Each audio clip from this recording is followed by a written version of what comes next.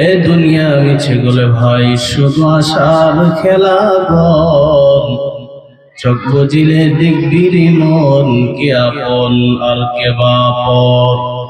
কোথা থেকে আগমন কোথা যেতে হবে রে, কে আনিল কি কারণে জানা নাই ভবেতে।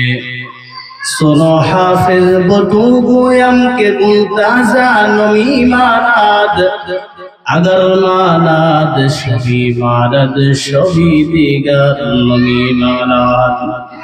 দীপ্ত কণ্ঠে হাফিজ কহে ফুলতা জাকি রই কখনো, এক রাত্র কি দু রাত্র হে ভুল বুঝিস না তোর জীবন।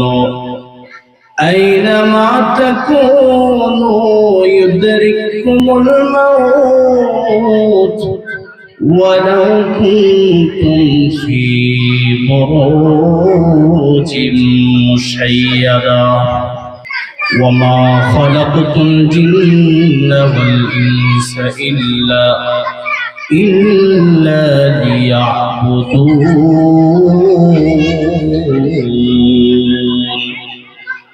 আল্লাহ পাক বলতেছেন, আমি মানব এবং জিন জাতি বানিয়েছি একমাত্র আমি আল্লাহর গোলামি করার জন্য, অন্য কোন উদ্দেশ্যে আমি আল্লাহ বানাই নাই। মানুষ এবং জিন জাতি বানিয়েছি একমাত্র আমি আল্লাহর গোলামি করতে।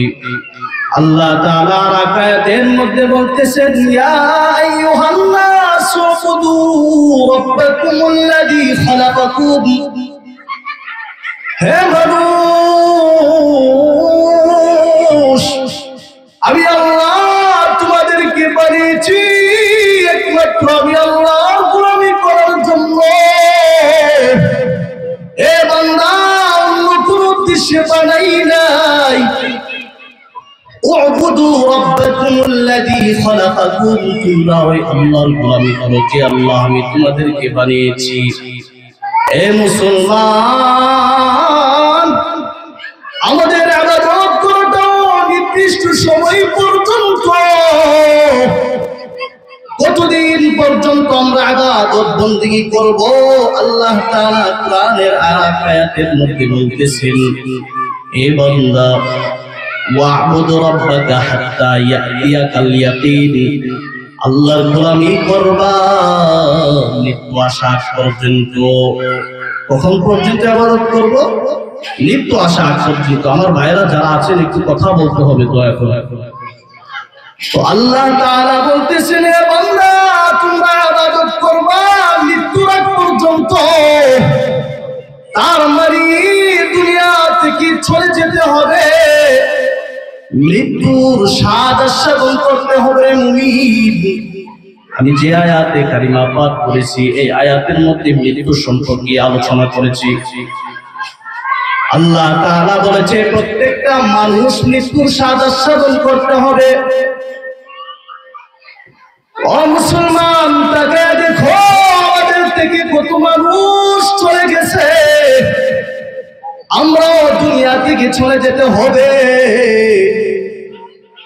আমার রাসূল সাল্লাল্লাহু আলাইহি সাল্লাম যখন দুনিয়া থেকে চলে গেলেন, দুনিয়া থেকে বিদায় হওয়ার পর সাহাবায়ে কেরাম নবীজিকে খুব মহব্বত করত।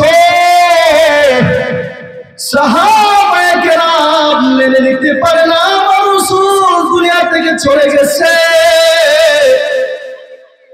উমর রাদিয়াল্লাহু তাআলা আনহু উনি তরবারি নিয়ে দাঁড়ায় গেছেন আর বলতেছে, ও মানুষ, ও আমার সাহাবায়ে কেরাম যারা বলো আমার নবীজি দুনিয়া থেকে চলে গেছে, আমি তার গর্দানটা দেহ থেকে উড়াইয়া দিব।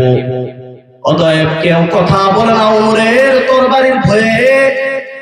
আবু বকর রাদিয়াল্লাহু তাআলা আনহু উনি মসজিদে নববীর মধ্যে মিম্বরের মধ্যে বসে গেলেন।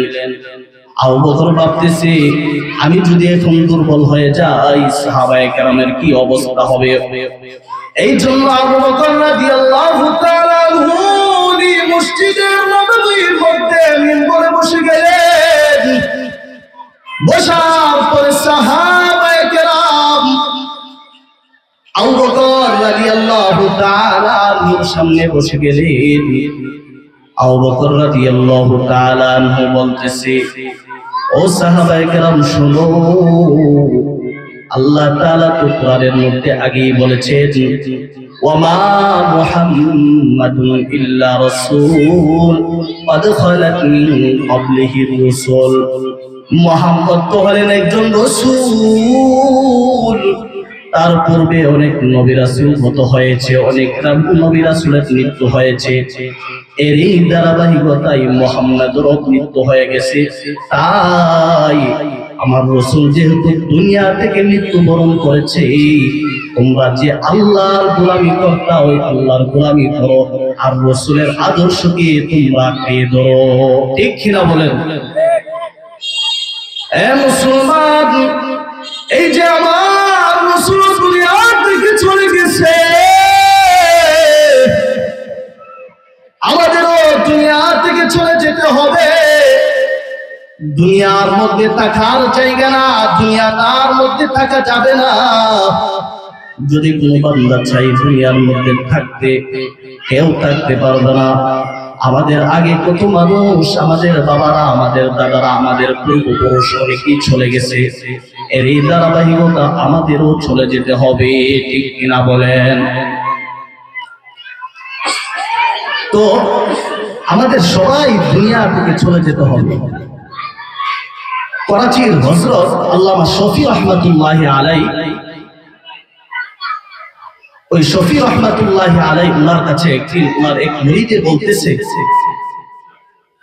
যে হযরত, মানুষ দুনিয়া থেকে চলে যাওয়ার পর দুনিয়ার হালাত সম্পর্কে তো জানা যায় না, যে কবরের হালাত কি অবস্থায় আছে। দুনিয়ার মধ্যে কেউ থেকে জানতে পারে না যে কবরে সে কি অবস্থায় আছে। কবরের হালাত সম্পর্কে সে জানে না, কবরের হালাত সম্পর্কে আমরা বুঝতে পারি না দুনিয়ার মধ্যে থেকে। তো এই কথা বলার পরে ওই শফি রহমাতুল্লাহি আলাইহি বলতেছে যে শুনো, আমি যখন দুনিয়া থেকে মারা যাব, আমি দুনিয়া থেকে মারা যাওয়ার পর আমার কাফনের কাপড়ে একটা কলম আর একটা খাতা দিয়া দিবি।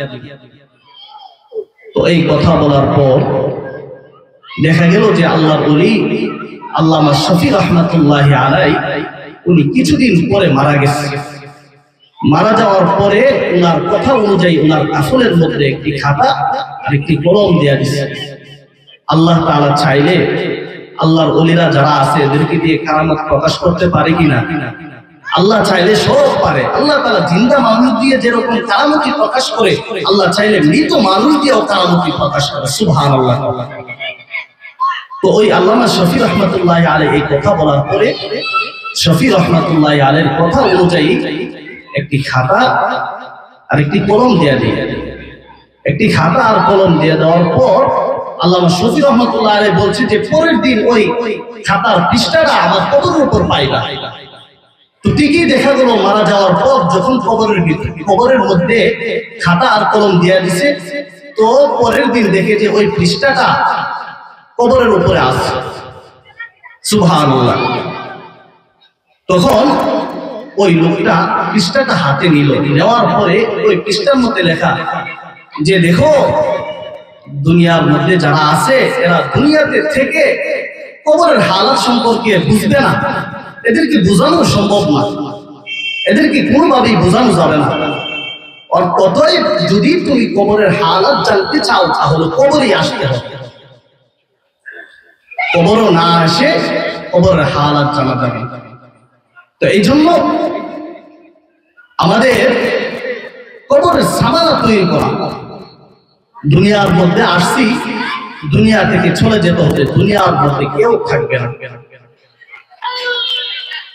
তো দেখেন আমাদের বাড়ির পাশেই আমাদের কবরস্থান, ওই লোকে কবরের মধ্যে কি করতেছে না না করতেছে আমরা জানি? আমরা জানি না। আল্লাহ রাসূল সাল্লাল্লাহু আলাইহি সাল্লাম রাসূলের মৃত্যুর আগ মুহূর্তে রাসূল সাল্লাল্লাহু আলাইহি সাল্লাম খুবই অসুস্থ ছিলেন। তো অসুস্থ অবস্থায় দিনকাল কাটাইতেছে, হঠাৎ একদিন দেখে হযরত ফাতেমা রাদিয়াল্লাহু তাআলা আনহা উনি হাঁটি হাঁটি পা করে রাসূলের কাছে আসতেছেন। আল্লাহ রসুলের যত স্ত্রীরা ছিল সবাই রসুলের কাছে বসাই ছিল। তো আসার পরে আল্লাহ রসুলের কলিজার টুকরা সবাই তো সবার সন্তানাদিদেরকে অনেক আদর করে। তো আল্লাহ রসুল মৃত অসুস্থ অবস্থায় আছে, রসুল বুঝতে পারছে দুনিয়া থেকে চলে যাবে। তো রসুল সাল্লাল্লাহু আলাইহি সাল্লাম ওই ফাতেমা রাদিয়াল্লাহু তাআলা আনহা ওনার কানে কানে কি যেন বললেন, বলার পরে উনি এত কান্না শুরু করছে আর থামে না। পরে আবার কিছুক্ষণ পরে কি যেন বললেন, বলার পরে উনি হাসি শুরু করছেন। তো আম্মা জানরা যে বসে আসছিল, আম্মা জানরা বলতেছে যে কি ব্যাপার, বাপ বেটি কি যেন বললো, দেখি একবার হাসি আর একবার কাঁদে, ব্যাপারটা তো বুঝলাম না। তো আল্লাহ রসুলকে আম্মা জান আয়েশা রাদিয়াল্লাহু তাআলা আনহা জিজ্ঞাসা করলেন। দেখেন আল্লাহ রসুল সব থেকে বেশি মহব্বত করতেন আম্মা জান আয়েশা রাদিয়াল্লাহু তাআলা আনহা। তো আয়েশা রাদিয়াল্লাহু তাআলা আনহা জিজ্ঞাসা করার পরেও আল্লাহ রসুল বলে না। দেখেন আম্মা জান আয়েশা রাদিয়াল্লাহু তাআলা আনহাকে কেমন ভালোবাসতো রাসূল। রাসূল ইন্তেকালের সময় যে স্থানে ইন্তেকাল করেছে আম্মা জান আয়েশা রাদিয়াল্লাহু তাআলা আনহা পরে ইন্তেকাল করেছে। সুবহানাল্লাহ। শুধু তাই না, ইন্তেকালের মুহূর্ত রাসূল সাল্লাল্লাহু আলাইহি সাল্লামের মাথা মুবারক আম্মা জান আয়েশার রানের উপর ছিল। বলেন না সুবহানাল্লাহ। আম্মা জান আয়েশা বলে যে আমাকে কত মহব্বত করো, আমাকে যে কত মহব্বত করতো রাসূল। আল্লাহ তাআলা রাসূলের মৃত্যুর আগ মুহূর্তে আমার লালা আর রাসূলের লালা মুবারককে এক করে দিলেন। বলেন না সুবহানাল্লাহ। আল্লাহ রাসূল সাল্লাল্লাহু আলাইহি সাল্লামের মৃত্যুর আগ মুহূর্তে রাসূলের মিসওয়াক করবে, রাসূলের মিসওয়াক করতেন বেশি বেশি। তো মিসওয়াক করবে, এখন রাসূল অসুস্থ অবস্থায় ইশারা দিয়ে বলছে যে মিসওয়াকটা নিতে। যখন আম্মা জান আয়েশা মিসওয়াক হাতে নিছে, নেওয়ার পরে আম্মা জান বুঝতেছে যে রাসূলের এতটুকু শক্তি নাই যে মিসওয়াকটা চাবিয়ে নরম করে মিসওয়াক করবে।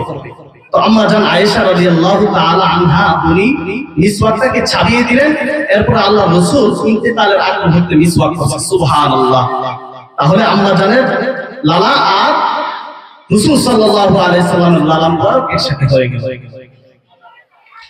তাহলে দেখেন যে কথাটা বলার আমার উদ্দেশ্য যে মিসওয়াক করা, মিসওয়াকের এত ফজিলত, এত গুরুত্ব যা বলা বাহুল্য।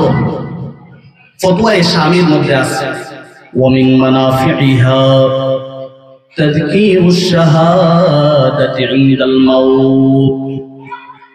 ফতোয়ায়ে শামির মধ্যে আল্লামা শামি রাহমাতুল্লাহি আলাইহি বলতেছেন, এ দুনিয়ার মানুষ, তোমরা যদি কালিমা নসিব হতে চাও, যে মৃত্যুর আগ মুহূর্তে তোমাদের কালিমা নসিব হবে, তাহলে তোমরা বেশি বেশি করে মিসওয়াক করবা। যদি বেশি বেশি করে মিসওয়াক করো, তাহলে আল্লাহ তাআলা তোমাদের মৃত্যুর সময় কালিমা নসিব করে দিবে। বলেন না সুবহানাল্লাহ। মওত কাসিন কুল্লু নাসিন শারিবু কবর বাইতিন কুল্লু নাসিন দাখিলু। এই দুনিয়া মিছে করে ভাই, শুধু আশার খেলা কর। চোখ বুঝিলে বুঝবি রে মন, কে আপন আর কে বাপন। নদী পথে নৌকা চালাও কেরে মাঝি ভাই, বেলা ডোবার আগে আমি ওপার উঠতে চাই। ডুবে গেলে বেলারে আর সেতুতে না, ভেঙে গেলে মেলারে আর সেতু থমে না। তাহলে আল্লাহ রাসূল সাল্লাল্লাহু আলাইহি সাল্লাম কি বলছেন? রাসূল একটা আমল শিখে গেছে, দুনিয়ার মুসলমান, তোমরা যদি কালিমা নসিব হতে চাও, যে মৃত্যুর আগ মুহূর্তে কালিমা নসিব হবে, তাহলে বেশি বেশি করে মিসওয়াক করো। আমরা সবাই মিসওয়াক করবো তো ইনশাআল্লাহ। দুইটা হাত উঠাই আল্লাহকে দেখা দেই, আয় আল্লাহ তুমি আমাদের সবাইকে কবুল করে নাও। মিসওয়াকের ফজিলত সম্পর্কে আরো অনেক হাদিস আছে। যেমন আম্মা জান আয়েশা রাদিয়াল্লাহু তাআলা আনহা বলতেছেন, as-siwaaku shifaa'un লিকুল্লি দা ইল্লা সাম। আম্মা জান আয়েশা বলতেছে, ও দুনিয়ার মুসলমান শুনো, মিসওয়াক এমন একটা ঔষধ, as-siwaaku shifaa'un লিকুল্লি দা। মিসওয়াক হলো প্রত্যেক রোগের ঔষধ। বলেন না সুবহানাল্লাহ। মিসওয়াক করলে প্রত্যেক রোগের শিফা হয়। মিসওয়াক করলে আপনার দাঁত শক্ত হবে, আপনার দাঁতের গোড়া দিয়ে রক্ত আসবে না। তো মিসওয়াকের অনেক ফজিলত। আম্মা জান আয়েশা বলতেছেন, মিসওয়াক হলো প্রত্যেক রোগের ঔষধ। তবে মৃত্যু ছাড়া, মৃত্যু রোগ ছাড়া যত অসুস্থ আছে সকল অসুস্থর ঔষধ কি মিসওয়াক করা। তবে মুসলমান আমাদের প্রশ্ন হলো, আমরা মিসওয়াক করি, এরপরেও তো আমাদের সমস্যার সমাধান হয় না। তাহলে বুঝতে হবে আমাদের ঈমানের মধ্যে সমস্যা আছে। এই জন্যই আমরা মিসওয়াক করার পরেও আমরা ফলাফল পাই না। মিসওয়াকের কত ফজিলত মুসলমান শুনো। আল্লাহ রাসূল আর এক হাদিসের মধ্যে বলেছেন, as-siwaaku matharatun লিল ফাম ওয়া মারদাতুন লির-রাব। মিসওয়াক হলো as-siwaaku matharatun লিল ফাম, মুখের দুর্গন্ধ পরিষ্কার করে, মুখের দুর্গন্ধ দূর করে মিসওয়াক করার দ্বারা। মিসওয়াক করলে আরেকটা ফায়দা হলো আল্লাহর সন্তুষ্টি পাওয়া যায়। আমরা সবাই আল্লাহর সন্তুষ্টি পাইতে চাই কিনা? তাহলে মিসওয়াকের দ্বারা আল্লাহর সন্তুষ্টি পাওয়া যায়। এ মুসলমান, আল্লাহর গোলাম, মিসওয়াকের অত ফজিলত। মিসওয়াক করলে মুখের দুর্গন্ধ দূর হয়, আল্লাহর সন্তুষ্টি পাওয়া যায়। মানলাহুল মাওলা ফালাহুল কুল। এই আল্লাহ যদি সন্তুষ্টি হয়ে যায়, আমার মালিক যদি আমার প্রতি সন্তুষ্টি হয়ে যায়, আমার আর কোনো চিন্তা নাই, কোনো টেনশন নাই। লা তাহজান, কোনো চিন্তা নাই, কোনো ভয় নাই।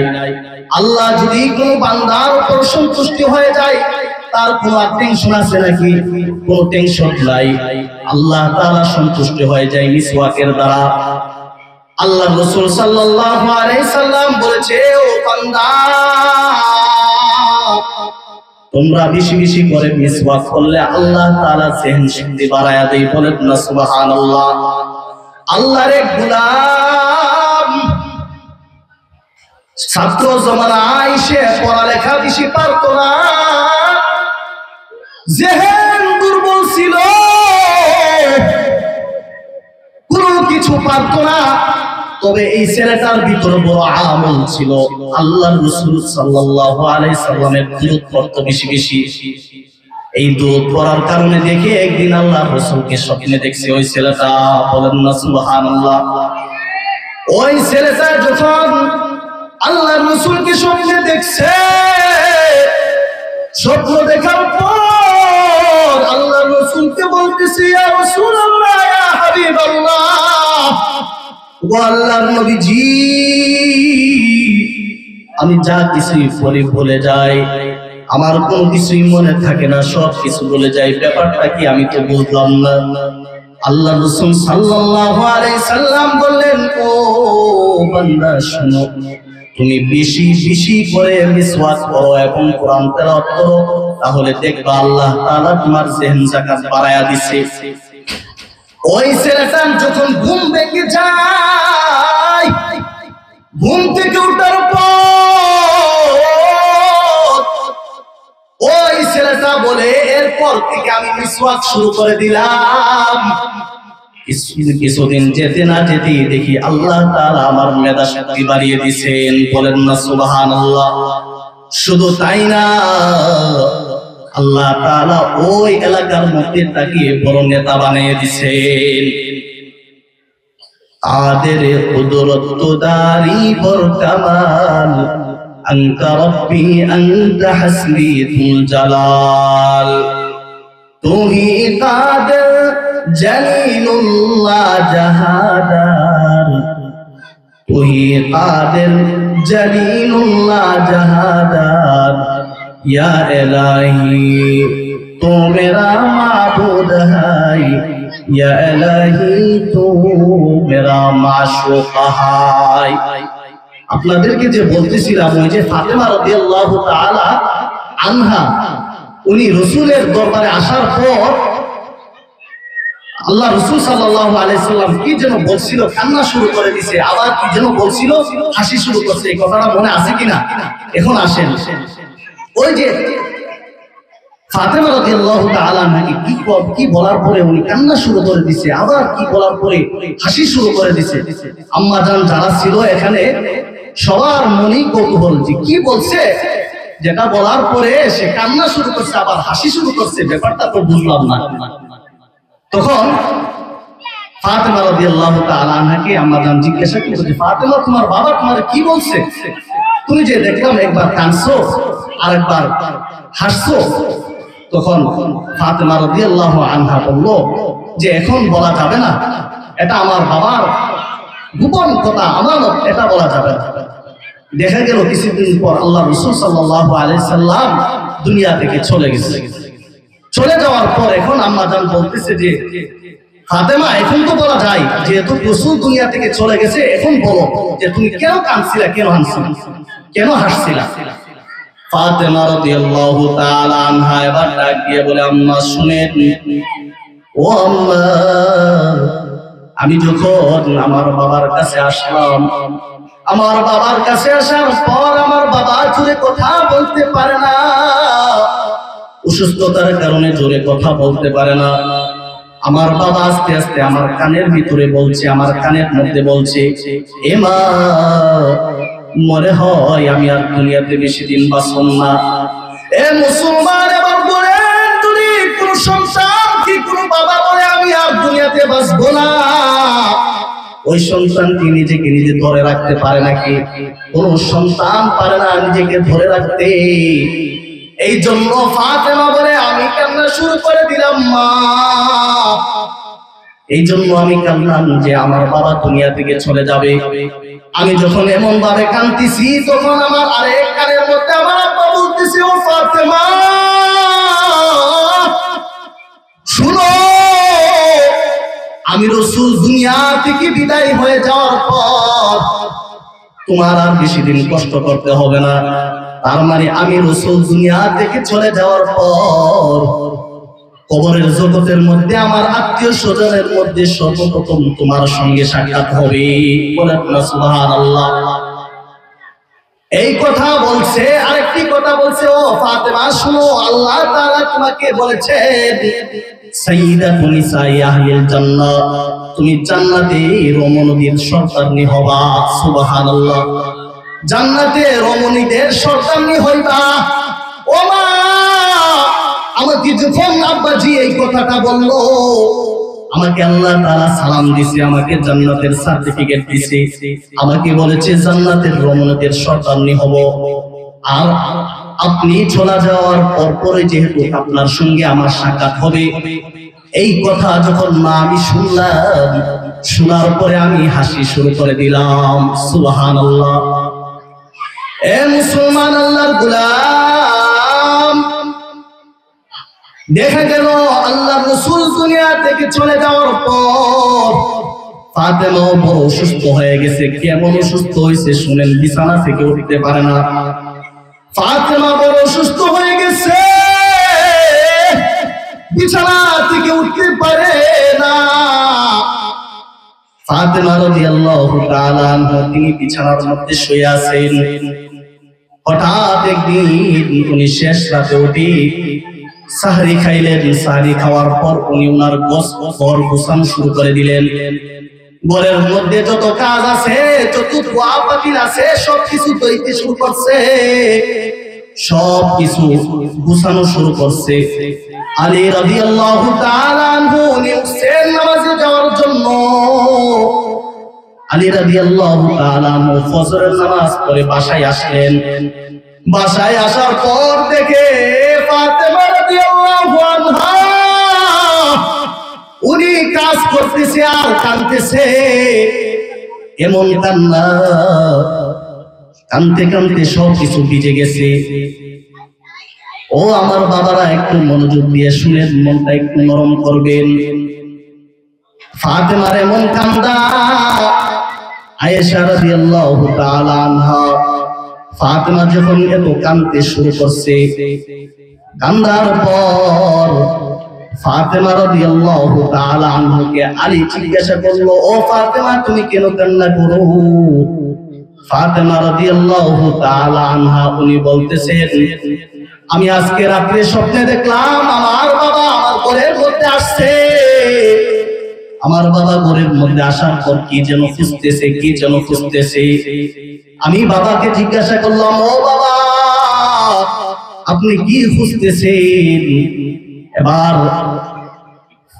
আল্লাহর রাসূল সাল্লাল্লাহু আলাইহি সাল্লাম বললেন যে, দেখো, আমি তোমাকে দুনিয়া থেকে নিয়ে যাওয়ার জন্য আসছি। বলেন না সুবহানাল্লাহ।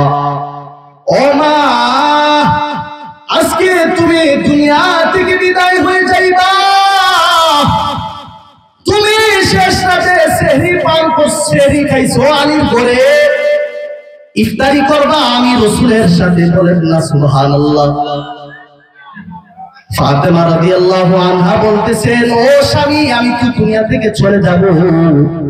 দুনিয়া থেকে চলে যাওয়ার পর আমার বাচ্চা কাচ্চা এতিম হয়ে যাবে, এই জন্য আমি কান্না করতেছি। ও আমার পর্দার অন্তরালের মা, চিন্তা করে দেখেন, যদি আপনাদের ছোট সন্তান থাকে, আর ছোট সন্তান রাইখা মা যখন মারা যায়, তখন সন্তানগুলো কিরকম করে? আলীও যখন কান্দে, ফাতেমাও যখন কান্দে, ছোট ছোট বাচ্চাগুলো আয়েশা বলল, মা কান্দেন কেন? এই কথা বলার পর ফাতেমা কোনো কথা বলে না। ফাতেমা বলে, যাও তোমার নানার কবর জিয়ারত করতে যাও, নানার কবর জিয়ারত করতে যাও। ওইখানে যাওয়ার পর আল্লাহর রাসূল বলতেছে, ও হুসাইন, হাসান হুসাইন, তোমরা এখানে আসছো কেন? তোমার মা তো আজকে বিদায় হয়ে যাবে, তোমার মা তো দুনিয়া থেকে বিদায় হয়ে যাবে, তোমার মায়ের চেহারাটা ভালোভাবে দেখো। বলেন না সুবহানাল্লাহ। ও হাসান হুসাইন, এখানে আসবা না, যাও শেষবারের মতো মায়ের চেহারাটা দেখে নাও, মা তো আর দুনিয়াতে থাকবে না। তো দেখা গেল ফাতেমা রাদিয়াল্লাহু তাআলা আনহা উনিও ওই দিন দুনিয়া থেকে চলে গেছে। তার মানে আমি যে বিষয়টা বুঝাইতে চাইলাম যে আমাদের দুনিয়া থেকে যেতেই হবে, আমার রাসূল দুনিয়া থেকে গেছে, আমরাও দুনিয়া থেকেই চলে যেতে হবে। আমাদের পূর্বপুরুষরাও দুনিয়া থেকে চলে গেছে, আমাদের হযরত চলে আসছেন। আমি আর আলোচনা লম্বা করব না, যতটুকু আলোচনা করলাম আল্লাহ পাক আমাদেরকে এতটুকুর উপর আমল করার তৌফিক দান করুন। সকলেই কবরের সামানা তৈরি করার তৌফিক দান করুন। আমিন ওয়া আখির দাওয়ানা।